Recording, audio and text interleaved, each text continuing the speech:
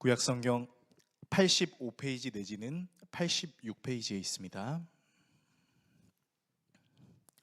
다 찾으신 줄로 알고 한 절씩 교독하시고 마지막 절은 같이 읽도록 하겠습니다. 하나님의 말씀을 읽겠습니다. 모세가 대답하여 이르되 그러나 그들이 나를 믿지 아니하며 내 말을 듣지 아니하고 이르기를 여호와께서 내게 나타나지 아니하셨다 하리이다. 여호와께서 그에게 이르시되 내 손에 있는 것이 무엇이냐? 그가 이르되 지팡이니이다. 여호와께서 이르시되 그것을 땅에 던지라 하시매 곧 땅에 던지니 그것이 뱀이 된지라. 모세가 뱀 앞에서 피하매 여호와께서 모세에게 이르시되 내 손을 내밀어 그 꼬리를 잡으라. 그가 손을 내밀어 그것을 잡으니 그 손에서 지팡이가 된지라. 이는 그들에게 그들의 조상의 하나님 곧 아브라함의 하나님, 이삭의 하나님, 야곱의 하나님 여호와가 내게 나타난 줄을 믿게 하려 함이라 하시고, 여호와께서 또 그에게 이르시되 내 손을 품에 넣으라 하시매 그가 손을 품에 넣었다가 내어보니 그의 손에 나병이 생겨 눈같이 된지라. 이르시되 내 손을 다시 품에 넣으라 하시매 그가 다시 손을 품에 넣었다가 내어보니 그의 손이 본래 살로 되돌아왔더라. 여호와께서 이르시되 만일 그들이 너를 믿지 아니하며 그 처음 표적의 표징을 받지 아니하여도 나중 표적의 표징은 믿으리라. 그들이 이 두 이적을 믿지 아니하며 내 말을 듣지 아니하거든 너는 나일강 물을 조금 떠다가 땅에 부으라. 내가 떠온 나일강 물이 땅에서 피가 되리라. 모세가 여호와께 아뢰되 오 주여 나는 본래 말을 잘 하지 못하는 자니이다. 주께서 주의 종에게 명령하신 후에도 역시 그러하니 나는 입이 뻣뻣하고 혀가 둔한 자니이다. 여호와께서 그에게 이르시되 누가 사람의 입을 지었느냐? 누가 말 못하는 자나 못 듣는 자나 눈 밝은 자나 맹인이 되게 하였느냐? 나 여호와가 아니냐? 이제 가라. 내가 내 입과 함께 있어서 할 말을 가르치리라. 모세가 이르되 오 주여 보낼 만한 자를 보내소서. 여호와께서 모세를 향하여 노하여 이르시되 레위 사람 내 형 아론이 있지 아니하냐? 그가 말 잘하는 것을 내가 아노라. 그가 너를 만나러 나오나니 그가 너를 볼 때에 그의 마음에 기쁨이 있을 것이라. 너는 그에게 말하고 그의 입에 할 말을 주라. 내가 내 입과 그의 입에 함께 있어서 너희들이 행할 일을 가르치리라. 그가 너를 대신하여 백성에게 말할 것이니 그는 내 입을 대신할 것이요 너는 그에게 하나님같이 되리라. 같이 읽겠습니다. 너는 이 지팡이를 손에 잡고 이것으로 이적을 행할지니라. 아멘.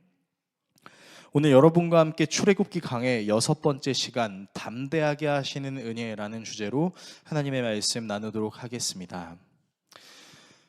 이전 교회에서 8년간 청년부 사역을 하면서 청년들에게 가장 많이 부탁을 받았던 기도의 제목은 자기가 희망하는 좋은 회사에 취직할 수 있게 해달라는 제목, 또는 사업을 시작하는데 이 사업이 잘 될 수 있도록 해달라는 제목이었습니다.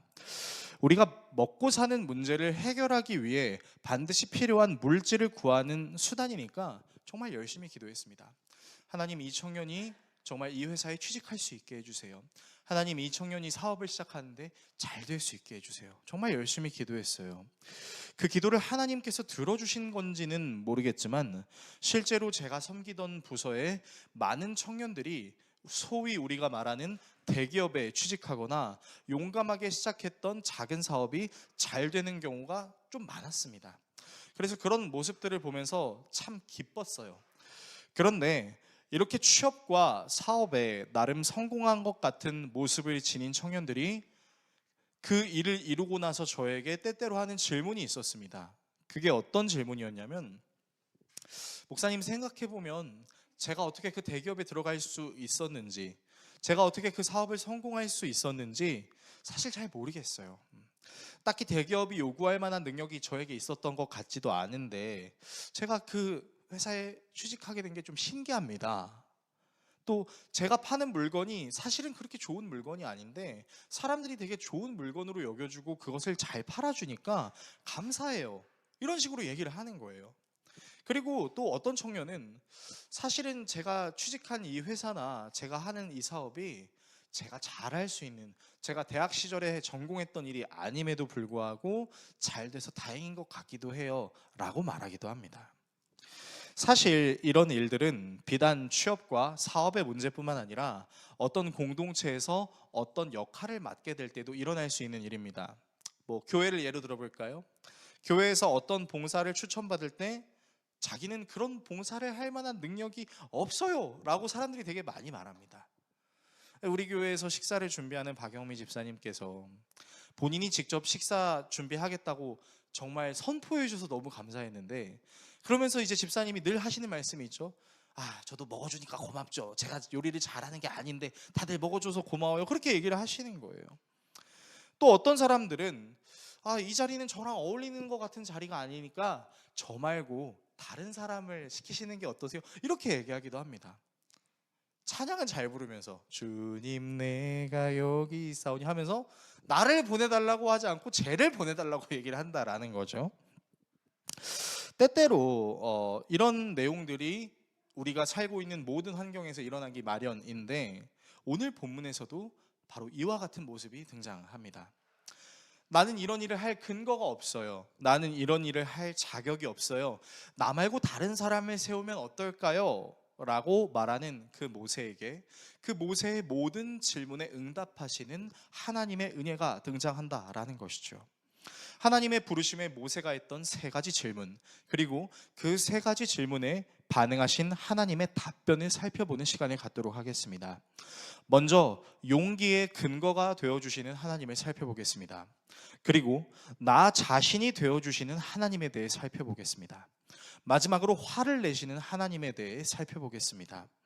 용기의 근거가 되어주시는 하나님, 나 자신이 되어주시는 하나님, 마지막으로 화를 내시는 하나님, 이 세 가지 내용을 살펴보고 기도하는 시간을 갖겠습니다. 첫 번째, 용기의 근거가 되시는 하나님입니다. 하나님께서는 모세에게 이스라엘의 장로들을 모아서 하나님 자신이 역사할 것을 말하라 라고 모세에게 말씀하셨어요. 자, 그런데 한번 생각해 봅시다. 모세가 뜬금없이 이스라엘 장로들에게 나타나서 말하면 이스라엘 장로들이 그 말을 들을까요?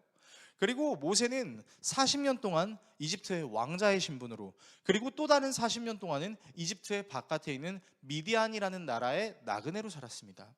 그랬던 그에게 이스라엘의 장로들에게 가서 나를 증거해라 라고 말씀하시는 이 하나님의 말씀이 좀 모세의 입장에서는 굉장히 터무니없이 들릴 수 있다라는 것이죠.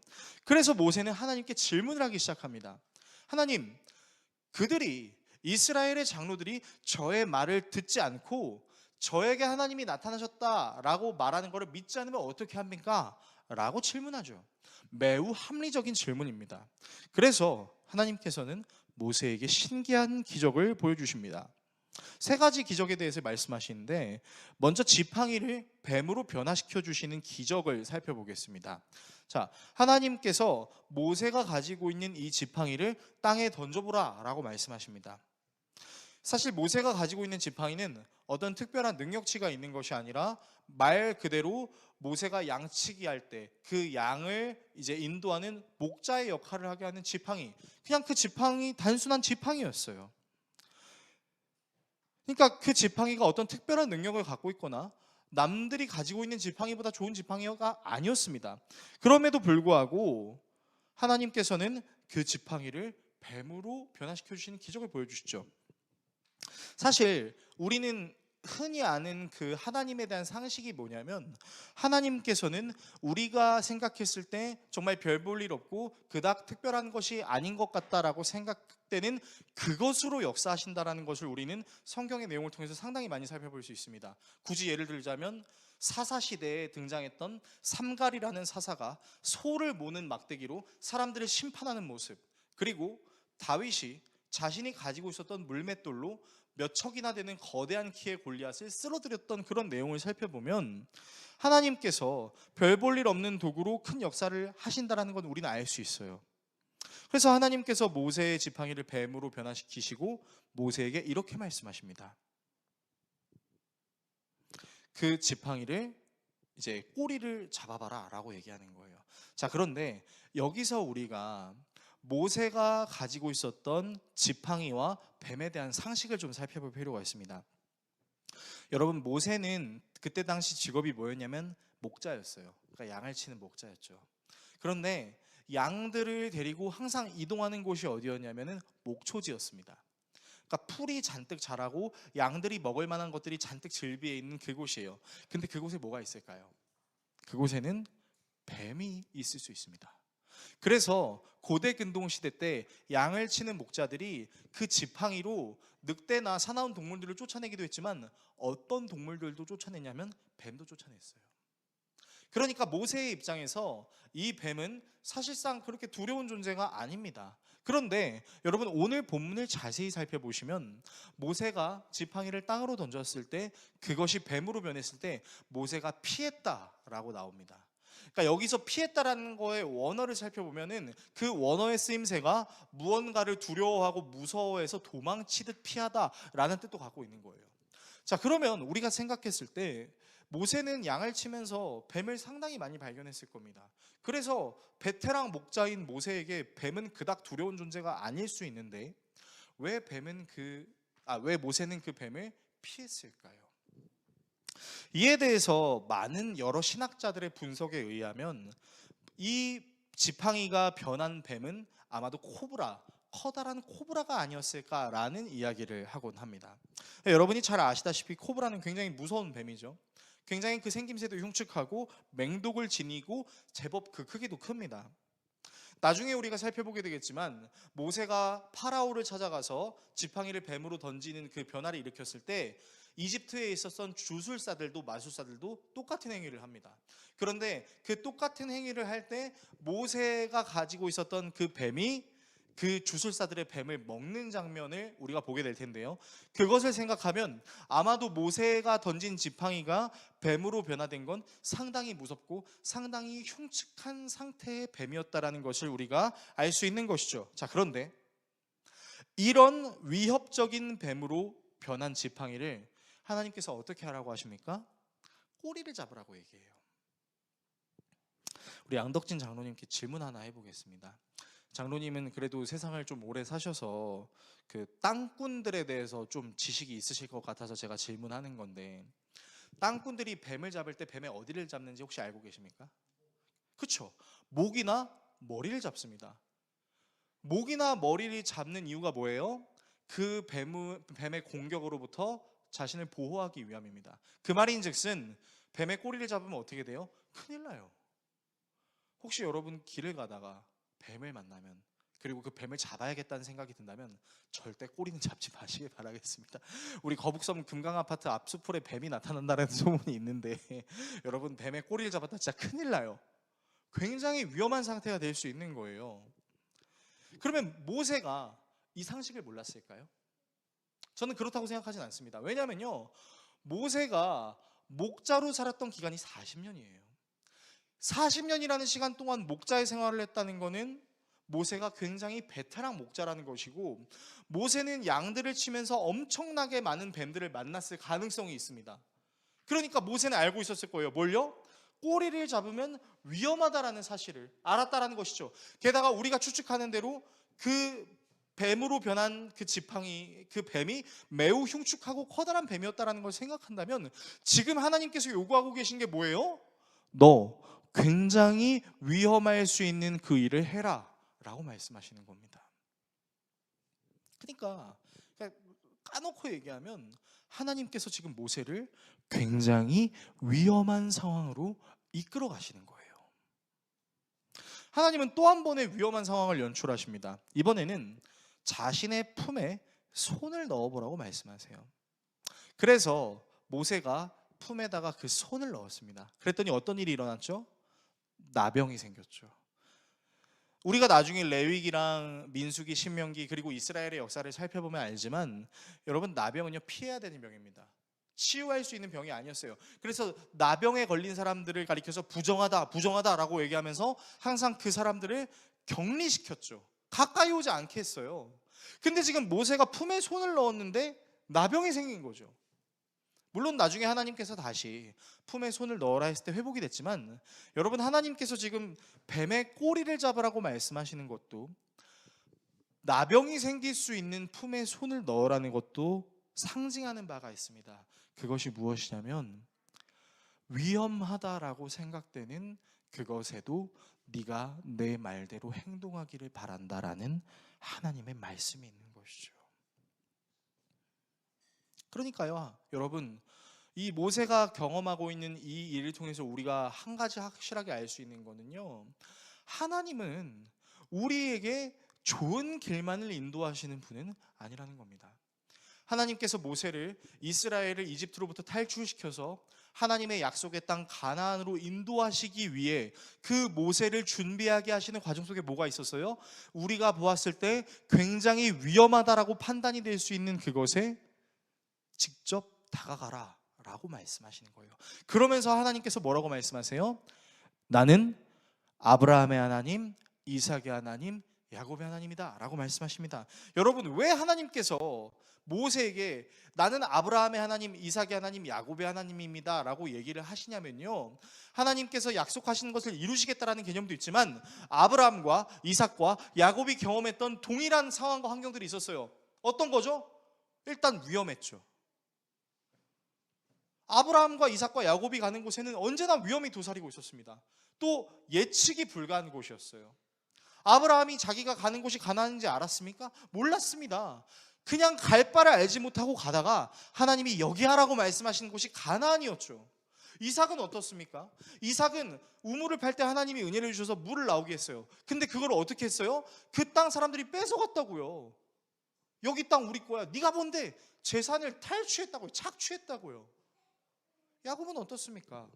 자기 친형 에서에게 죽임을 당할 뻔하고, 그 죽임 당할 것을 피하려고 외삼촌에게 갔는데 외삼촌은 야곱에게 모든 것을 빼앗아간 사람이었죠. 그러니까 하나님께서 모세에게 나는 아브라함의 하나님, 이삭의 하나님, 야곱의 하나님이야 라고 말씀하시는 여러 가지 이유들 중에는, 너는 나와 함께 위험하고 어려운 상황에도 들어가야 되는 상황이 있을 수 있다라고 말씀하시는 거죠. 그러나 하나님은 그렇게 협박만 하는 것이 아니라 결국 뱀의 꼬리를 잡았지만 그 뱀이 모세를 물게 하지도, 나병이 걸린 손을 다시 품에 넣었지만 다시 낫게 하시는, 그리고 심지어 이 두 가지 기적을 이스라엘의 장로들이 믿지 않는다면 나일강에 있는 물을 퍼다가 버려봐라, 피로 변하게 될 것이다 라는 여러 가지 근거로, 여러 가지 그들이 믿지 못할 것까지 예측하신 계획으로 모세에게 함께 하시는 거죠. 그러니까 하나님은 이렇게 말씀하시는 거예요. 네가 나의 인도를 따라 가는 그곳이 매우 위험하고 어려운 상황일 수는 있지만, 그 위험하고 어려운 상황 속에서도 네가 알지 못하는 크고 은밀한 계획과 일들이 있을 수 있다라는 것입니다. 그래서 여러분, 우리는 이 본문을 통해서 모세가 굉장히 위험한 상황에 초대되었다, 하나님의 계획에는 이런 위험한 상황이 있을 수 있다라는 것을 알아야 한다는 것입니다. 두 번째, 나 자신이 되어주시는 하나님입니다. 자, 모세는 먼저 하나님께서 맡기신 일에 대해서 근거에 대해 질문했습니다. 하나님, 만약 이렇게 되면 그들이 말을 안 들으면 어떻게 해요? 제가 이 일을 할 수 있는 근거가 뭐죠? 그래서 하나님께서는 그 근거들을 말씀해 주셨어요. 그러니까 모세가 이번에는 자기 비하를 하기 시작합니다. 본문 10절의 말씀을 화면을 통해서 같이 읽겠습니다. 모세가 주님께 아뢰었다. 주님, 죄송합니다. 저는 본래 말재주가 없는 사람입니다. 전에도 그랬고 주님께서 이 종에게 말씀을 하고 계시는 지금도 그러합니다. 저는 입이 둔하고 혀가 무딘 사람입니다. 자, 말씀을 보시면요, 하나님께서 근거를 말씀해 주셨는데 그냥 알았다고 하면 되는데, 갑자기 그걸로는 만족이 되지 않았는지 자기 비하를 하기 시작해요. 저는 원래 말재주가 없었고요, 지금도 여전히 말재주가 없어요 라고 말하는데, 그런데 여러분, 정말로 모세가 말재주가 없는 사람이었을까요? 사실 그렇다고 말할 수는 없습니다. 두 가지 근거가 있습니다. 왜냐면요, 일단 모세는 이집트에 있을 동안에 이집트의 귀족들이 받는 모든 교육들을 받았던 사람입니다. 그래서 우리가 나중에 말씀을 통해서도 알 수 있지만 모세는 굉장히 지혜롭고 이집트에서 모든 교육을 받았다라는 게 성경 말씀에 기록이 되어 있는 것을 보게 될 겁니다. 그리고 모세가 쓴 책들을 우리가 모세오경이라고 얘기하잖아요. 창세기, 출애굽기, 레위기, 민수기, 신명기예요. 자, 근데 그 신명기라는 성경을 보게 되면 이제 가나안 땅으로 들어가기 직전, 모세가 하나님의 부름을 받아 하늘로 가기 직전 그 이스라엘 사람들에게 설교하는 내용, 새로운 명령을 담아 놓은 것이 바로 신명기입니다. 완전히 기억해야 되는 그 명령이요. 그런데 신명기를 살펴보면 모든 내용이 다 설교예요. 모세가 이스라엘 사람들에게 설교하는 내용인데 이 설교가 상당히 논리적입니다. 상당히 논리적이고 상당히 사람들이 듣기에 합당하다라고 말할 수 있는 구조로 되어 있어요.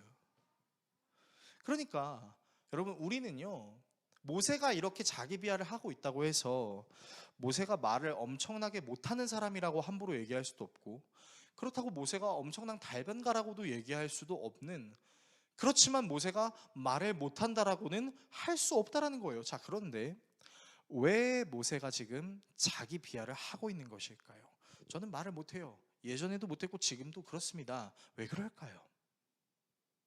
여러분, 사실 그 이유는 생각보다 간단합니다. 사람이요, 두려움이라는 감정을 느끼면요, 그 두려움을 해소할 수 있는 수단이 있음에도 불구하고 또 다른 두려움을 느낄 수 있는데, 그 두려움이 뭐냐면 그 두려움을 이겨낼 수 있는 수단을 내가 잘 활용할 수 있을까에 대한 자기 확신이 부족할 수 있습니다. 여러분, 이해가 되십니까? 다시 말씀드릴게요. 두려움을 이길 수 있는 수단이 내 눈앞에 있어도 그거를 내가 잘 활용할 수 있을까라는 또 다른 자기 비하에 대한 두려움이 우리에게 다가올 수 있다는 것입니다. 여러분, 이런 일이요, 우리가 살고 있는 이 세상이 생각보다 굉장히 많이 일어납니다. 예를 하나 들어드릴게요.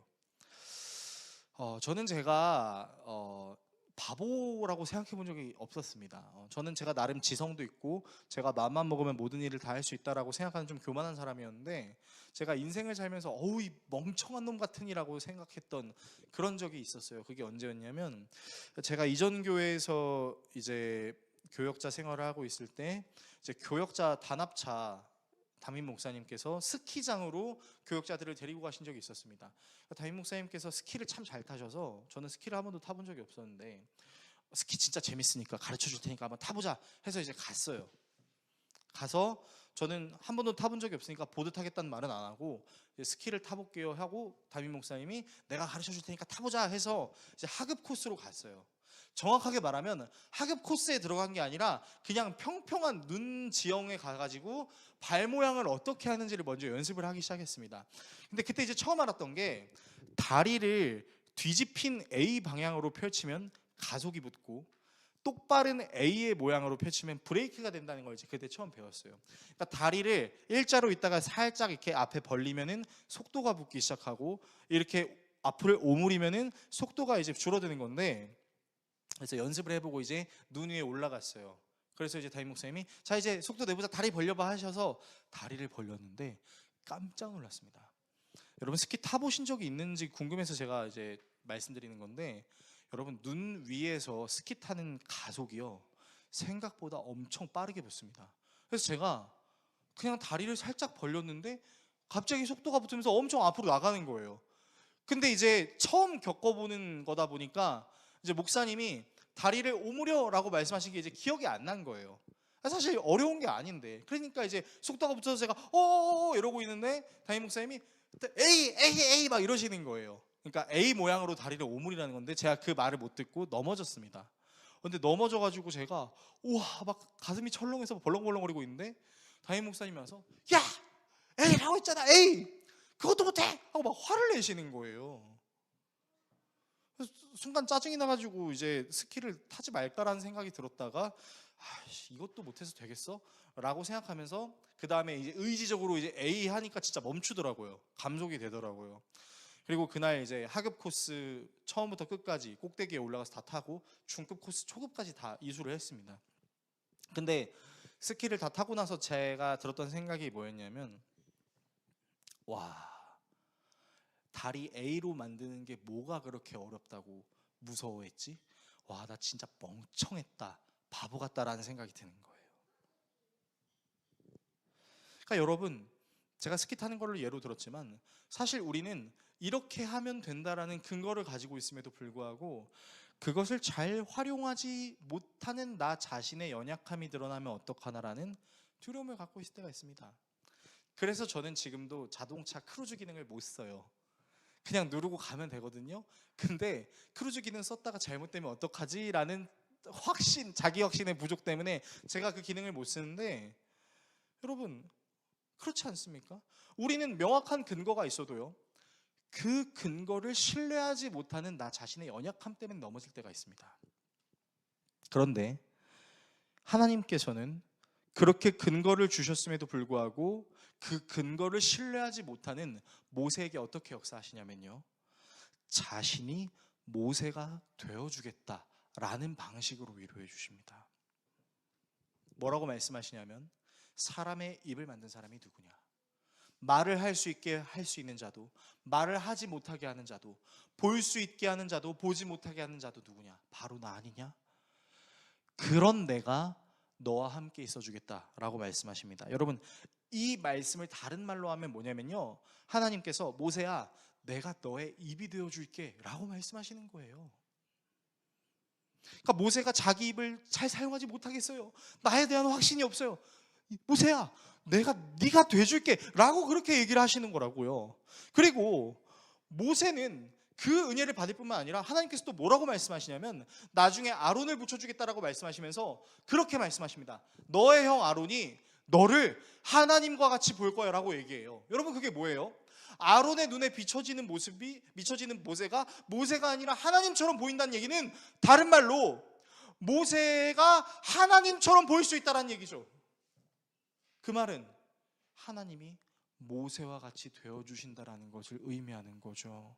여러분, 그러니까 하나님께서 우리에게 근거도 주실 뿐만 아니라 그 근거를 신뢰하지 못하는 우리에게, 내가 그 근거를 신뢰하는 나 자신으로 너에게 역사해 줄게 라고 말씀해 주시는 건요, 사실은 우리에게 엄청난 은혜죠. 내가 네가 되어줄게. 네가 하지 못한다면 내가 네가 돼서 그 일을 하게 해줄게. 하나님께서 그렇게 말씀하신다는 거죠. 그래서 우리는 하나님이 우리에게 어떤 일을 맡기셨다라고 생각할 때, 감히 나 따위가 이 일을 할 수 있을까? 라고 생각하는 건요, 여러분, 하나님의 이름을 망령되이 일컫는 거나 다름없는 겁니다. 왜요? 하나님이 그 일을 하게 하실 것이라고 말씀하셨는데, 아니야 그래도 못해요 라고 하는 건 하나님의 이름을 욕되게 하는 거죠. 하나님의 이름을 신뢰하지 못하는 거죠. 그래서 제가 성도들에게 항상 하고 싶은 말이 있습니다. 그게 뭐냐면요, 꼭 성도들이 겸손의 표현을 하기 위해서 이런 말을 해요. 제가 그걸 어떻게 해요? 저 못해요. 저는 그걸 일을 할 만한 깜냥이 안 돼요. 제발 그런 얘기 좀 하지 않으셨으면 좋겠어요. 나는 그 일을 할 깜냥이 안 돼요 라는 말은, 다른 말로 하면 나에게 역사하시는 하나님이 그 일을 못하세요 라고 말하는 거랑 똑같다라는 것이죠.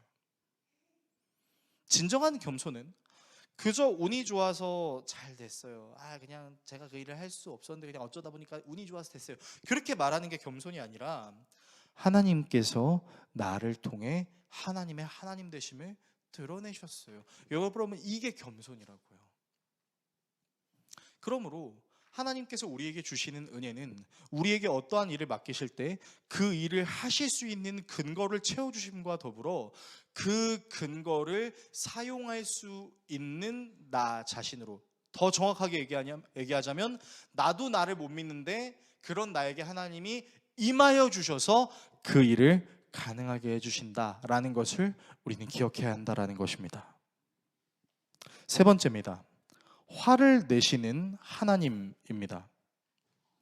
하나님의 명령을 따르는 근거를 알려주셨음에도 불구하고, 심지어 자기 자신이 되어주시겠다고 말씀하셨음에도 불구하고, 모세는 이런 하나님의 스텝 바이 스텝에 채워주시는 은혜를 경험함에도 불구하고 여전히 두려움이 식지 않습니다. 그래서 이렇게 얘기해요. 개역개정 성경엔 이렇게 나와 있어요. 오 주여, 보낼 만한 자를 보내주소서. 여러분, 이게 무슨 말이냐면, 주님, 진짜 안 돼요. 그 일이 가능한 사람에게 해주세요. 저 사람을 보내주세요. 뭐 이런 식으로 얘기를 하고 있는 거예요.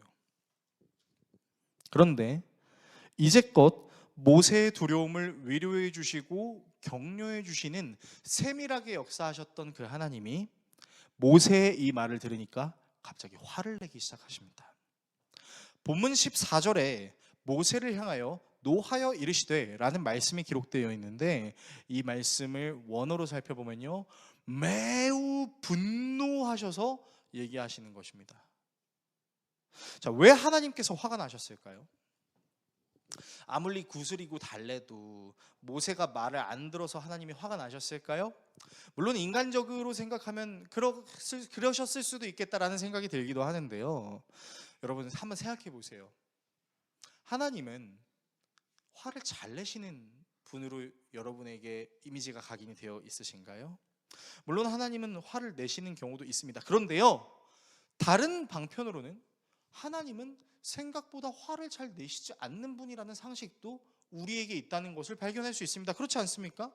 여러분, 우리가 창세기 강해를 쭉 해오고 이제 출애굽기 강해를 하는데, 아브라함의 이전부터 요셉에 이르기까지 하나님의 사람들이 하나님의 말씀을 듣지 않고 심지어 내가 하나님이면 되게 열받을 것 같아 하는 상황들이 엄청나게 많았음에도 불구하고 하나님께서 매우 진노하셨다, 하나님께서 매우 화가 나셨다라는 그런 구절은 생각보다 거의 기록되어 있지 않다는 사실을 혹시 여러분 알고 계신가요? 여러분, 노아 시대 때 한번 살펴보세요. 창세기 6장에 나와 있죠. 하나님이 버젓이 계심에도 불구하고 이 세상에 있는 모든 사람들은 계속해서 악을 저지르고 있습니다. 그러니까 하나님께서 무슨 말씀을 하세요? 창세기 6장의 말씀을 보시면 이 세상을 지으신 것을 한탄하고 근심하셨다. 근데 여러분 한번 생각해 보세요. 이게 한탄하시고 근심하실 만한 일이세요? 화내셔야 되는 일이잖아요. 이것들이 감히 내 말을 안 들어? 여러분, 아담과 하와의 일 때도 생각해 보세요. 하나님이 먹지 말라고 하셨잖아요. 근데 먹었어요. 그래서 하나님이 죽여버릴, 이렇게 말씀하십니까? 그러지 않으셨다고요. 그러니까 여러분 생각해 보면요, 어쩌면 우리는 지금 이 세상에서 신앙생활을 하면서도 정말 내가 하나님께 그렇게 반복적으로 지은 죄들을 생각하면 셀 수 없을 만큼 많이 있음에도 불구하고 하나님께서 나에게 화를 내신 적은 생각보다 별로 없었다라는 것을 여러분은 기억하실 수 있습니다. 그렇지 않습니까?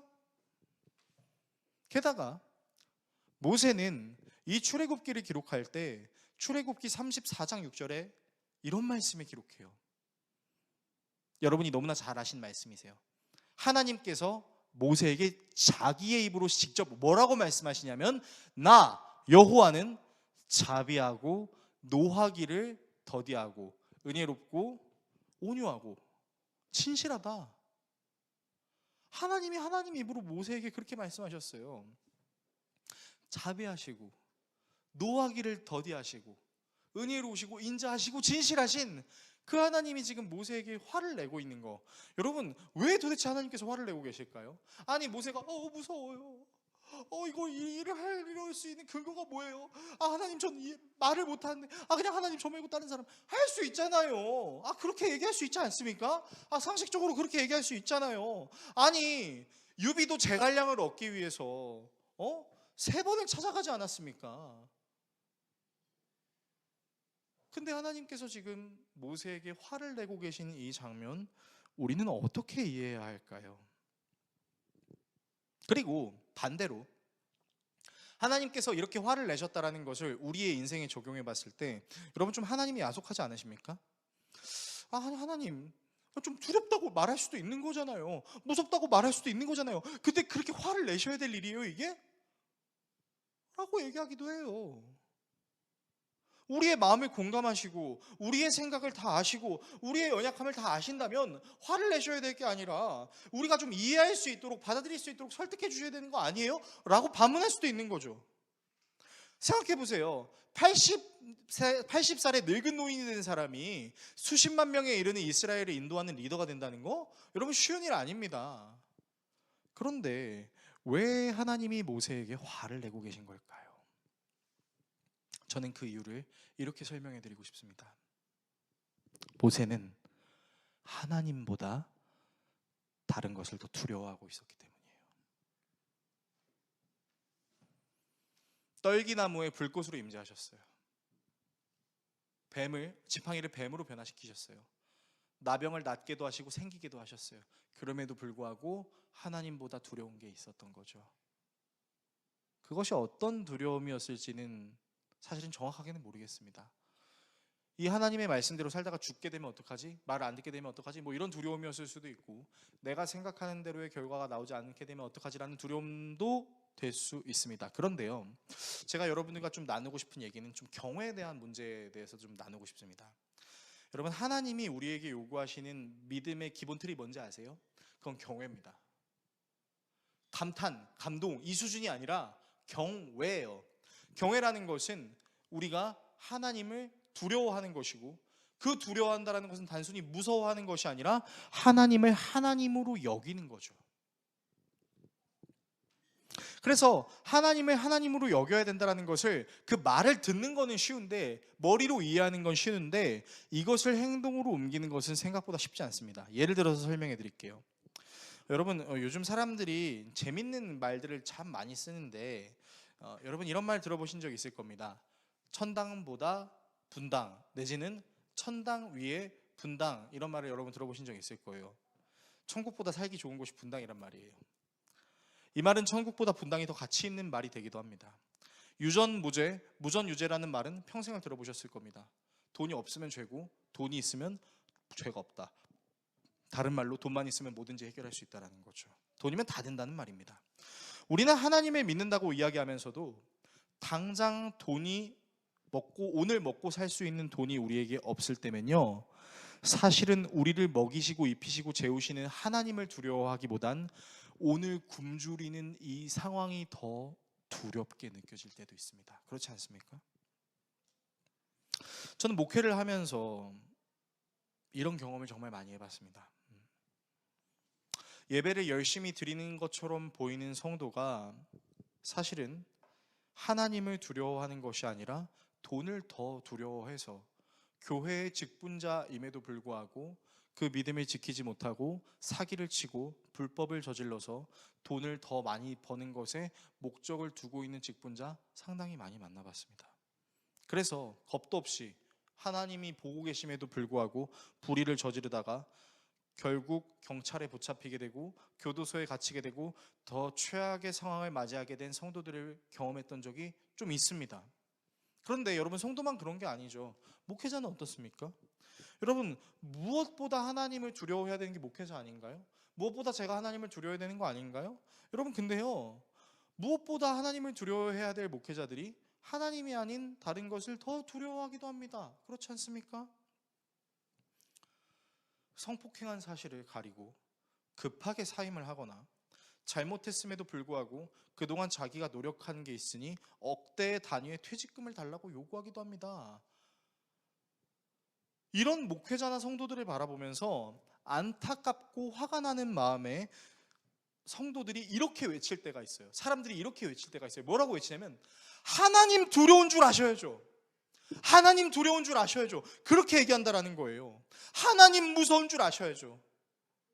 그런데 생각해 보세요. 여러분, 우리는 하나님을 무서워하고 있을까요? 우리는 하나님을 두려워할까요?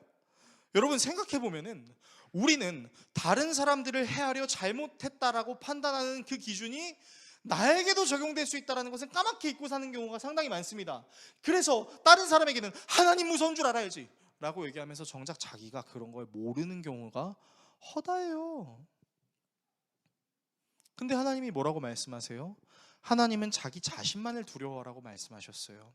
그래서 10계명의 제1계명, 제2계명, 나 외에 다른 신을 섬기지 말라, 나 외에 우상을 만들어 다른 신을 섬기지 말라라고 말씀하신 이 하나님의 말씀, 나 여호와는 질투하는 하나님이다 라는 이 말씀은요, 우리에게 단순히 하나님께서 야 얘들아 다른 신 섬기지 말고 나 좀 섬겨줘 이렇게 사랑을 애걸하시는 하나님이 아니라 우리가 경외해야 될 대상이 오직 하나님 한 분이라는 사실을 엄격하게 알려주시는 하나님의 약속의 말씀이라는 거예요.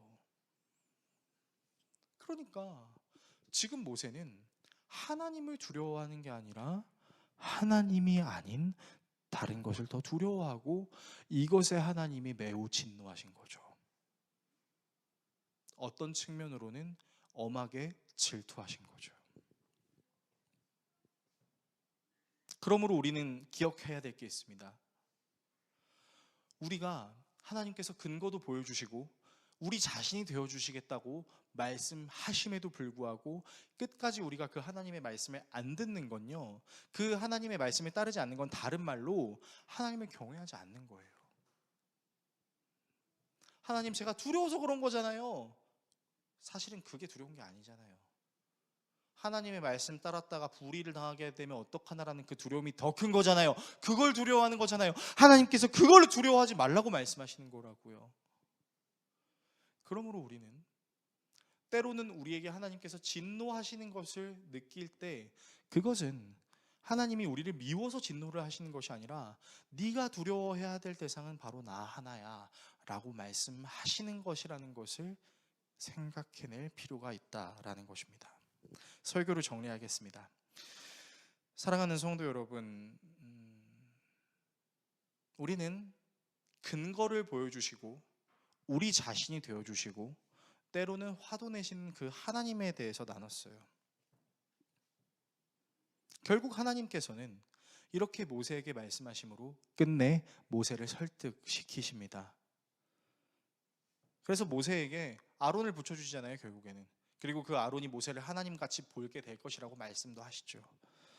이렇게 모세를 설득하셨던 것처럼 하나님께서는 우리 모두에게 자비로우심으로 우리를 설득하셨고 설득하고 계십니다.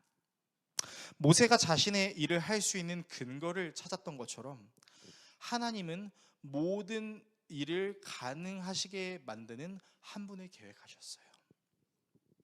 그분은 하나님과 같아서 모든 창조 사역에 함께 하셨습니다. 사도 요한은 그 하나님에 대해 이렇게 기록했죠. 태초에 말씀이 계시니라. 이 말씀이 하나님과 함께 계시니 이 말씀은 곧 하나님이시니라. 이 말씀이 하나님과 함께 계셨으니 지은 것이 하나도 그가 없이는 된 것이 없다. 하나님은 모든 일의 근거가 되는 어떤 한 분을 계획하셨어요. 그리고 근거가 될 뿐만 아니라 하나님과 같은 놀라우신 그분은 우리와 같은 모습으로 이 땅에 내려오셨습니다. 사람의 뱃속에 잉태되시고 사람의 모습으로 성장하셔서 사람이 겪는 모든 일들을 겪으셨고 우리가 겪는 모든 일을 공감하실 수도 이해하실 수도 함께 하실 수도 있는 분이셨죠. 그런데 그분은 우리와 같은 인간의 모습이었지만 인간이 아닌 하나님의 모습이시기도 했습니다. 병든 자를 고쳐주시고 죽은 자를 살려주시기도 했죠. 그러나 사람들은 그런 초월적인 일을 해내시는 예수님을 그냥 인간으로 바라봤습니다. 예수님의 제자도 마찬가지였죠.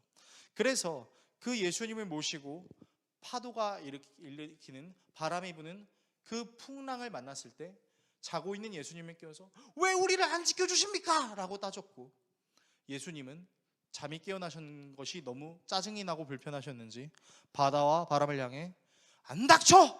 라고 화를 내셨습니다. 그리고 제자들은 그때 깨달았죠. 이분이 누구이시기에 바람과 파도도 잔잔하게 하시는가? 예수님은 제자들에게 예수님이 하나님이신 것을, 그리고 그 하나님이신 예수님이 우리와 함께 하신 것을 드러내셨어요. 그리고 그분은 자신의 사역을 마치고 난 이후에도 여전히 불구하고 여전히 우리가 두려워할 수 있고 힘들어할 수 있다는 것을 생각하셨습니다.